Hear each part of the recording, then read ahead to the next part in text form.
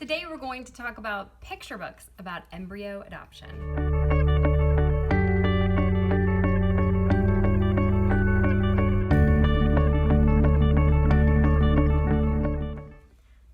My name is Dr. Melissa McCrory Hatcher. I have my PhD in English, specializing in children's literature, and I post monthly videos about children's books and our homeschooling adventures. I became a mom through international adoption, so adoption is something very close to my heart, and I already have 2 videos up on picture books about adoption, and I really go into some of the whys, hows, what to look for, what to avoid. So definitely check those videos out because they are certainly applicable. Now, what is embryo adoption? This is a relatively new idea to a lot of people. So couples who go through IVF will generally have a surplus of embryos, and they have 3 choices with what to do with those embryos. They can destroy them, they can donate them to science, which is another way of destroying them, let's just be honest, or they could donate them to another couple. And this donation, now a lot of Christian adoption agencies are starting to call this what it is, embryo adoption. Nightlight is the largest agency. I'll be sure to link them below if you are more interested in embryo adoption. It's a wonderful opportunity. It's estimated that anywhere between 500,000 to 1 million embryos are just sitting frozen, waiting for the chance to become babies. And that's just in the United States alone. So if adoption is on your heart, I'm posting this in November of 2019, and it's National Adoption Month in November. Definitely investigate it more. If you're already interested in it, or you have already adopted some embryos, this is the video for you. I'm going to go through a couple picture books. I have arranged them by age of when it would be developmentally appropriate to read these books to your children.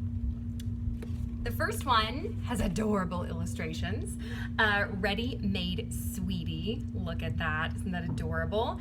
This book is written by a mom, Whitney Williams, and she has another book called Treasure Babies, which is also about embryo donations. You can see the pictures are just precious. So cute. But I will say, the problem with a lot of adoption books written by adoptive parents who mean so well, and I talk about this in my other video, they start the story with themselves, and that's not really ideal because this is our child's story. So I will say that as a con. If I were to read this out loud to a younger child, I might start with the cupcake mix. Where's the cupcake mix, instead of with the couple who desperately wants to have a baby.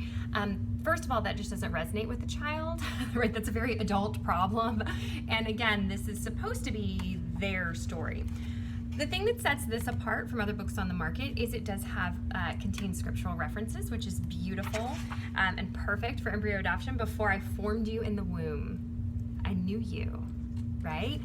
It also includes at the end, and I think this is a great opportunity, a place to scrapbook your family story. So that's just would be a wonderful keepsake. So the next one I want to talk to you about, The Pea That Was Me, was written by a licensed marriage and family therapist. And so this would be my best choice, but because it uses language like egg and sperm, I would not choose this for the youngest of children. I would wait a little bit for this one. And again, because she is a family therapist, she starts with the pea, right? She starts with the baby's story, which is so important. She explains it. Again, still for a young child, but a little bit older than Ready Made Sweetie. And it also, just like Ready Made Sweetie, ends with a place for you to put pictures, and I like this, to be able to write your story. Again, just as an adoptive mom, you feel so almost left out of so many of the baby book blanks that you don't know how to fill in. That I really appreciate that when books consider that. So that's for a slightly older child. The next one does not have any reviews on Amazon. I'm when I publish this. I hope that changes because I think it's a really sweet book. This would definitely be for a slightly older child. So we're getting older and older as we go. And this is called Snowflake Baby. And I love the little hipster illustrations. I think they're so cute.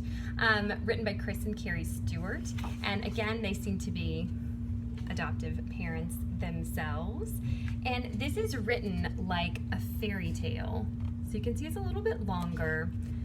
The couple goes to see, let's see if I can find a picture. They go to the fertile fields, to the glass doctor. And you can see there the old man whispering on the cold, and you can see the snowflakes. So it's a really, really, really sweet story. It talks about both couples. Again, it begins from the couple's perspective, and it even ends.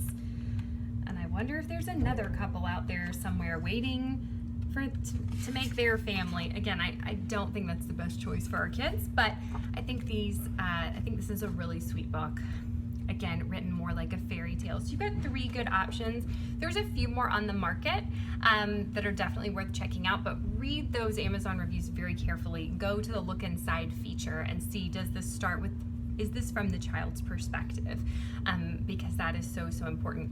Also, I think it's important to note, if you have made your family through embryo adoption, you want to keep all kinds of adoption stories in your home, because they're going to relate to your child and give them just a few more lenses with which to interpret their own story. So I would definitely check out my other videos to look at domestic adoption books, foster care books, international adoption stories. Those are all going to be comforting mirrors for your children and connection points for you, and a way to start a conversation, right, about it wouldn't be birth families in this case, but about their donor families.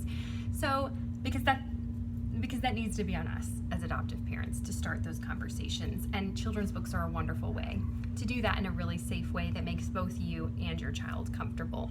So I hope you'll check out these titles and some of the information below. Happy Adoption Month, and please stay tuned to my channel for more book recommendations in the future. Thanks.